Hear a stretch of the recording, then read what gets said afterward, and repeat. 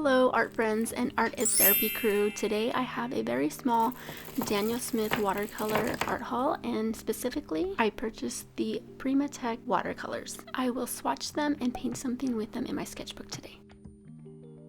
These are the other Daniel Smith Prima Tek watercolors that I already own, and I will be using some of these in part 3 of this video today. So grab your favorite art supply and make some artwork with me. Hi, my name is Vanessa and I make art videos about a little bit of this and that, mainly things that pertain to sketchbooks. If that sounds interesting to you, consider subscribing. Let's just take a moment to talk about the supplies that I will be using. Timestamps will be listed down below. I'll be using this Bao paper to do the swatching. I've really fallen in love with this paper, and at the moment it's my favorite watercolor paper. And then I will paint something, actually 2 things today, in my Etcher Perfect sketchbook. I'll be using an assortment of different brands. We have Christy Rice, some Princeton Aqua Elites, some Princeton Neptune, and my creativity. Here we go. Guess what time it is? It's swatch time. Excuse me while I butcher some of these names. Kingman Gray Turquoise Genuine. Prima Tek colors are from Daniel Smith, are natural pigment and are mineral based. Colors are known for their granulation, so we'll see how much they granulate when we swatch them. This is a very pretty green. It's almost like a sea glass green. Diopside Genuine. Let's load her up. I really like to take a toothpick to get that pan fully covered. This is a gorgeous emerald green, a nice jewel tone. Green Apatite Genuine. When I see this green, it reminds me of a serpent. Ooh, this is really pretty. Nice earthy green. I already opened the cap and it's just pouring out of the cap, but this is Bloodstone Genuine. Stone Genuine and Green Apatite have been highly recommended to me for good reason, because these are both superb, glorious colors. It's a nice earthy tone, like a very dark maroon. Piemontite Genuine. Color is very rich. And the last one is Soul Delight Genuine. This is pouring right out of the tube. Let's get that in the pan. Wow, that's nice and rich. Beautiful blue. Wow. Watch that color move. It's dancing on the paper. It reminds me of an indigo, like a midnight blue. Decided to just mix some of the colors for funsies on the side here, plus that unbalanced composition was bothering me, so I had to do something there. Plus, it's always good to see how your new colors interact with each other.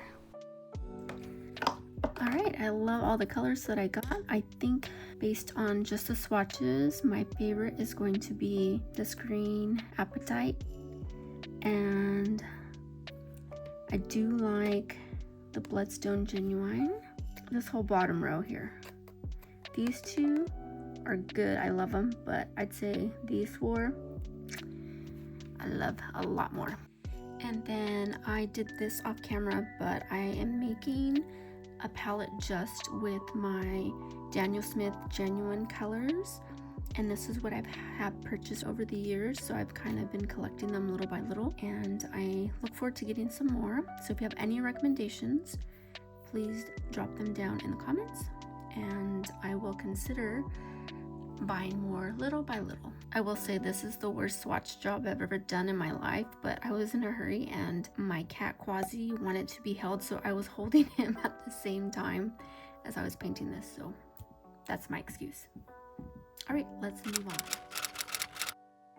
I'm gonna do 2 compositions, and this is the first one, and I was inspired by doing a snake since I had 3 greens that I purchased, so I thought it would be appropriate to do a snake. I have my swatches set up right here by my art table so I can refer to them as I start to pick colors from my palette.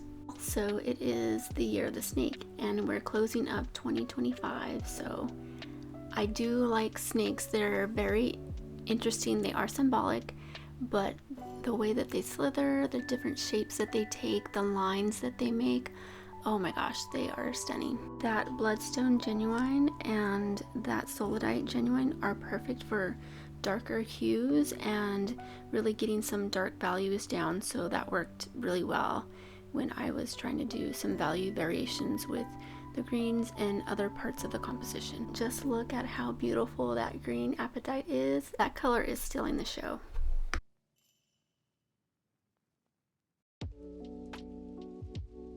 I really do look forward to using this color a bit more with all my other Daniel Smith colors, but these colors move pretty well and I am having a fun time using new to me colors. Now, do any of you have these Prima Tek watercolors from Daniel Smith? And if so, what do you think of them? I am loving them and they are such pretty pigments, and I like the jewel tones that most of the colors that I have present.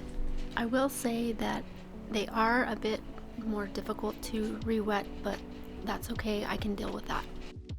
I got this reference picture from Pinterest of the snake on the branch, and I am actually freestyling the background with different textures and really trying to do some brush exercises as I build this composition. So I'm just having fun making different lines and textures, mark making as I experiment with these new paints and using all of my Christy Rice paintbrushes. At the moment, I've had a bit more time to do some of my YouTube editing, all of that, and I'll probably go back to doing or posting every 2 weeks in the near future. Maybe after the new year is when I'll do that, but if I can post every week I will.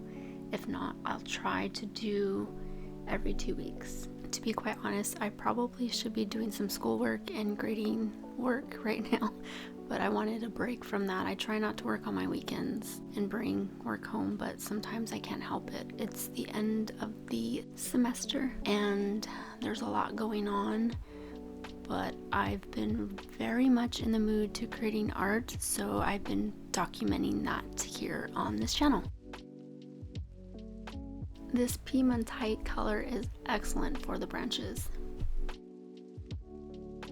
I have most of it done, but I still feel like it needs a bit more contrast, but I don't want to introduce any other colors other than what I purchased, just because I want to see how they all mingle together. So what I'm going to do is I'm going to take this mini tin box that has some metallic colors that my good friend gifted to me for my birthday, and I'm going to add some accents, some metallic accents.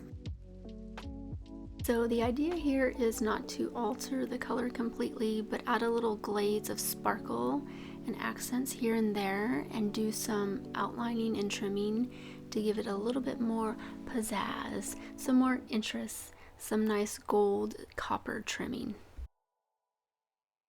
And it ended up being a good choice because I think it really helped enhance the overall composition of this snake painting.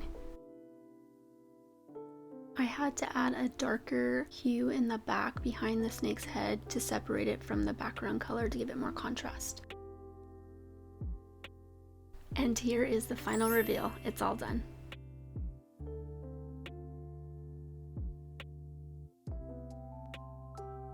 For my second painting that I'm going to do with my new and existing Daniel Smith Prima Tek pigments, I'm going to start off by outlining with my watercolor pencils.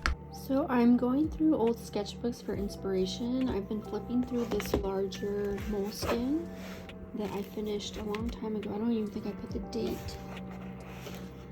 Oh, I did. Here it is.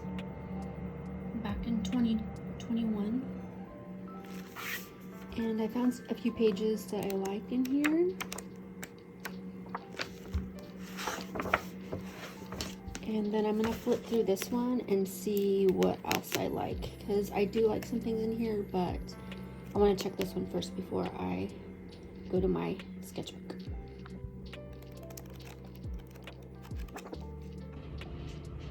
Alright, so I ended up picking this one right here. This is a picture of my late cat Misty. I did this Let's see, this sketchbook was done in 2021 also. So I'm gonna do a variation of this composition. I ended up cutting out a stencil for the butterfly wings, so you'll see me using that. So I drew it out. I drew one side so that I could flip it and trace the other side. That's my little hack.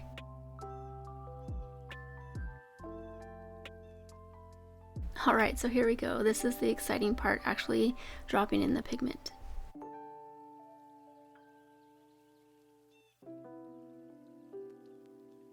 So as I stated, I'm going to be using my old existing Prima Tek watercolors, just a few of them, and mixing them in with the new ones that I have and see how they all look together, how my composition differs from the first one with adding some more variety of color.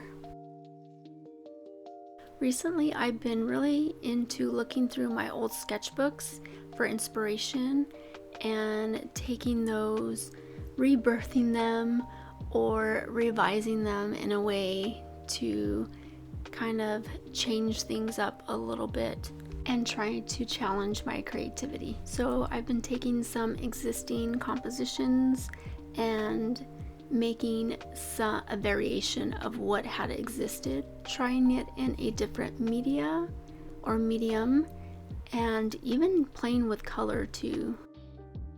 That's what I've been into lately, and I'm really enjoying it because over the years I've collected quite a few sketchbooks, and so my sketchbook of completed sketchbooks has grown quite a bit. And I love going back and flipping through them.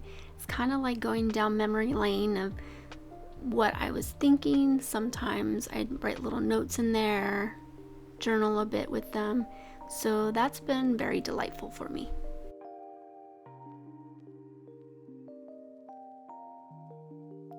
Couple of add-ons. I'm going to be using some permanent white gouache from Winsor & Newton, and then I'm going to use some new gamboge from Daniel Smith so that I have a yellow in my arsenal to use.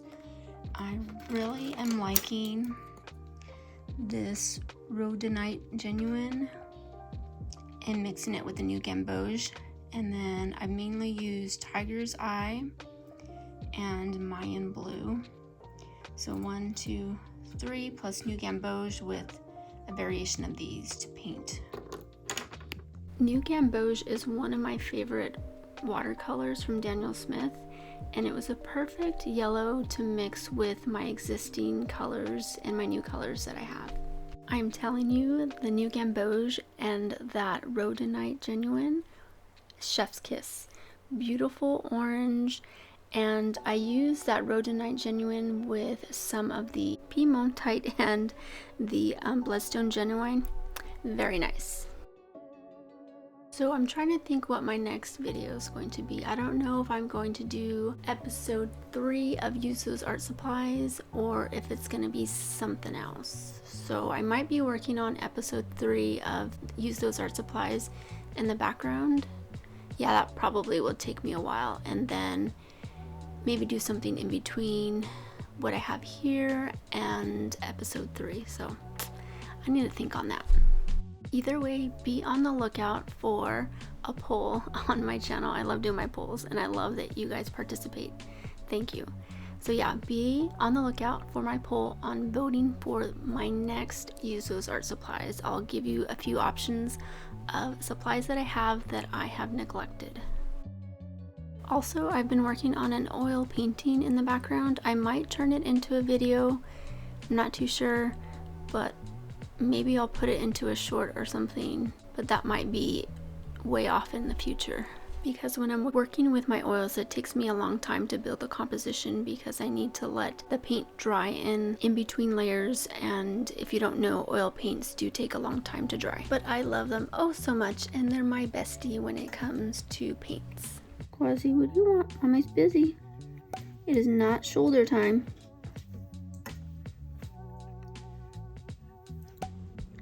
Okay, this is a problem. Quasi, we gotta get down. This is just not good. Good thing is that my painting's dry, but you are demanding attention, so I must stop give you some love, and then carry on.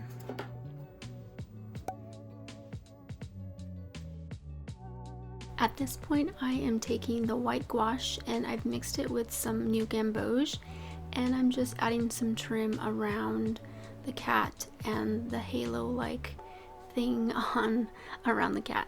This is my favorite part of the whole painting, is the finishing details. I feel like little elements like this really pull the look together. The composition was very heavy where the cat is, and she is the focus of this whole composition, but I needed a little something at the top to bring some balance, so I'm using some white gouache and those metallic paints again to finish everything off.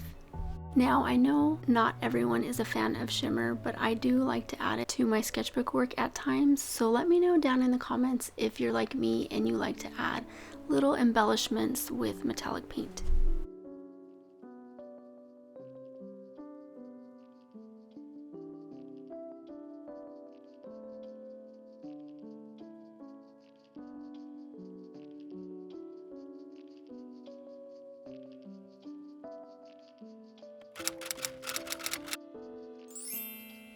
Alright, here it is. It's all done. It's a little chaotic. Chaotic in a good way. But still looking good.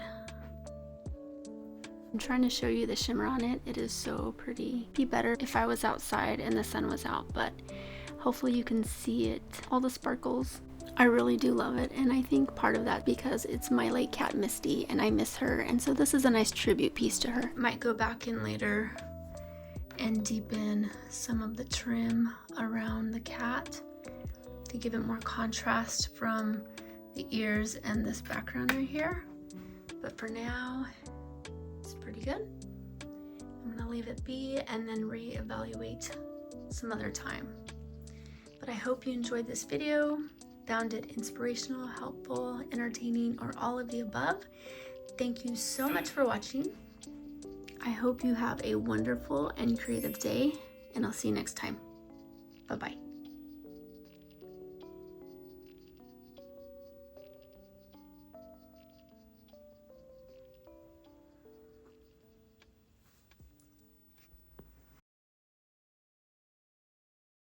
Dinah wanted to say hello to her art friends. She says that she had to be in this video, so here you go.